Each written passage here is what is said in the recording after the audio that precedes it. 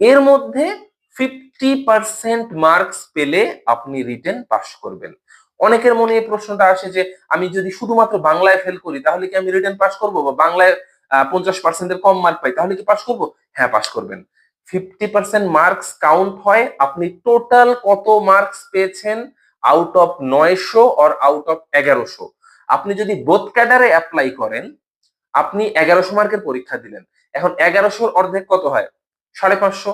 আপনি যদি টোটাল মিলে 550 মার্ক পান তাহলে আপনি বোথ ক্যাডারে পাস করবেন। আপনি শুধু জেনারেলের পরীক্ষা দিলেন অর্থাৎ 900 মার্কের, এর মধ্যে যদি আপনি 450 পান তাহলে আপনি জেনারেল ক্যাডারের জন্য লিখিততে পাস করলেন।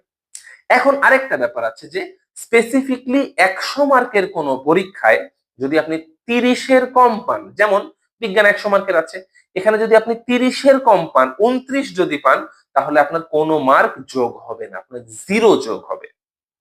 30-এর বেশি পেলে সেই মার্কটা অ্যাড হবে। কিন্তু ধরেন আপনি বিজ্ঞানে 0 পেয়েছেন, কিন্তু বাকি যেই 800 মার্ক রয়েছে, শুধু জেনারেলের কথা বলছি, এই 800 মার্কের মধ্যে আপনি 450 পেয়ে গেছেন, তাহলে কিন্তু আপনি পাস।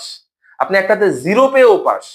আর যদি তাহলে বোঝেন যে 50-এর নিচে পেলে তো পাস করবেনই, যদি 0 পান কোনোটাতে, বাকিগুলো দিয়ে যদি আপনি 450 ক্রস করেন বা 50% ক্রস করেন তাহলে কিন্তু আপনি পাস করে যাবেন।